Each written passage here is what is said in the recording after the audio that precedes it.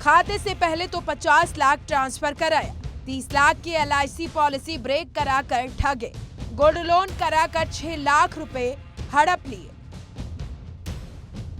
आपने साइबर ठगी के तमाम मामले सुने और देखे होंगे, लेकिन साइबर ठगों ने आयकर अधिकारी और CBI अफसर बनकर रिटायर ऑफिसर को 44 दिनों तक डिजिटल अरेस्ट कर रखा और खाते से पहले तो 50 लाख ट्रांसफर कराया, इसके बाद 30 लाख की LIC पॉलिसी भी ब्रेक कराकर अपने खाते में रकम को ट्रांसफर कराया। घर के पूरे जेवरात पर गोल्ड लोन कराकर 6 लाख रुपए भी हड़प लिए। इतना ही नहीं, मकान पर लोन लेकर भी रकम हड़पने की पूरी तैयारी थी, लेकिन इससे पहले कि कुछ और लूट पाते ये ठग बुजुर्ग के बेटों को पता चल गया। फिर क्या, बिना देर किए बेटों ने पुलिस थाने जाकर मामले की शिकायत दर्ज कराई। बैंक में बात किया तो बैंक में कहा हाँ हो जाएगा, कितना देर लगेगा, तो बच्चा हो जाएगा। आप लेके आइएगा, बैंगलोर को बुलाएंगे, बैंगलोर आएगा, बैंगलोर वेट करेगा और उसके बाद में वो मेरी बोल देगा है, तो उसके बाद में आपका उसी बैंक से ट्रांजेक्शन हो जाएगा, तो आपके अकाउंट में क्रेडिट हो जाएगा। जेल जाने की धमकी देकर ठगे लाखों।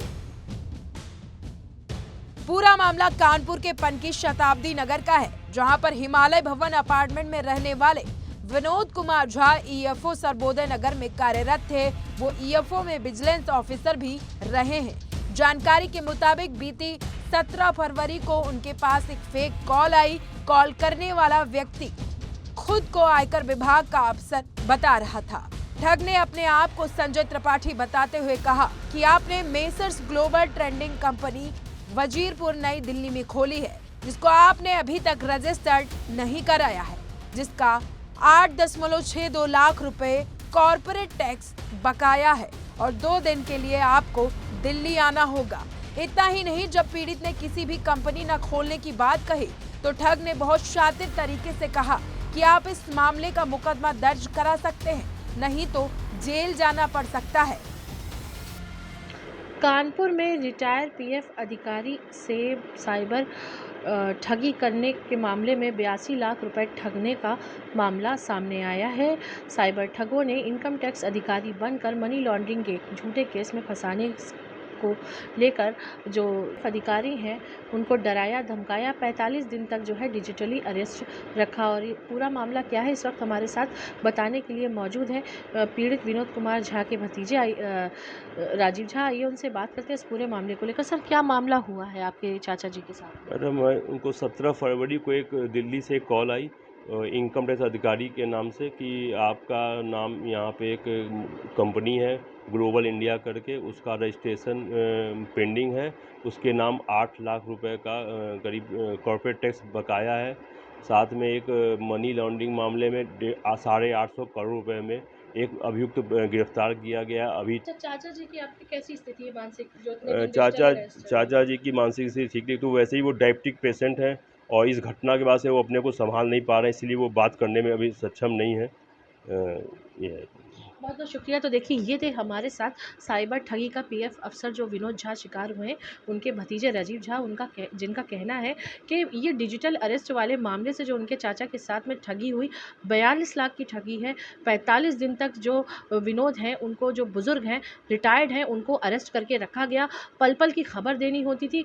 लगातार कई अधिकारी, कभी कोई इनकम टैक्स अधिकारी बन के बात करता था, कभी CBI अफसर, कभी पुलिस पीछे लगाने की बात होती थी। इस सब को लेकर एक बार उन पीड़ित के साथ जहां एक तरफ पैसे का तो नुकसान हुआ ही है, उनकी मानसिक स्थिति भी खराब हुई है।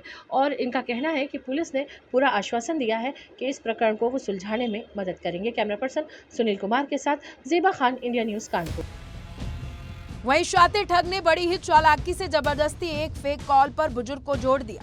फर्जी पुलिस ऑफिसर बनकर ठग ने मामले की शिकायत दर्ज कर दी और कहा कि इस पूरे मामले की कॉपी इनकम टैक्स विभाग को भेजी जा रही है। इस गैंग में एक नहीं, 2 नहीं, बल्कि कई लोग शामिल थे। एक के बाद एक फोन कर बुजुर्ग को अपने जाल में बड़ी ही चालाकी से फंसाने की कोशिश करने लगे। फिर एक दिन रिटायर्ड ऑफिसर के फोन पर दोबारा फोन आता है कि आपके मामले की जांच शुरू हो गई है। लेकिन इस मामले की जांच हो रही है, इस बात की भनक किसी को नहीं होनी चाहिए। अगर किसी को इस मामले की जानकारी दी तो 3 साल की जेल और 5 लाख रुपए का जुर्माना लगेगा। जेल जाने के नाम से डर गए थे बुजुर्ग विनोद झा। 3 साल की जेल और 5 लाख रुपए के जुर्माने की बात सुनकर रिटायर्ड ऑफिसर विनोद झा बेहद डर गए और किसी को कोई जानकारी नहीं दी। ठगों ने आईटी डिपार्टमेंट और सीबीआई जांच के लेटर भी भेजे। विनोद झा की माने तो पूरी तरह से लग रहा था कि सच में कोई जांच चल रही है और उन्हें ये बात अपने परिवार के लोगों से भी शेयर करने के लिए मना किया गया था। डर ये भी था कि कहीं खुद और पूरा परिवार मुसीबत में ना पड़ जाए। देखते ही देखते साइबर ठगों ने बुजुर्ग के खाते से लगभग 80 लाख रुपए उड़ा दिए और जिस फ्लैट में रिटायर्ड ऑफिसर विनोद झा रह रहे थे उसे भी बैंक में बंधक बनाकर लोन कराने की पूरी तैयारी कर रखी थी और उस रकम को अपने खाते में ट्रांसफर कराने के फिराक में थे।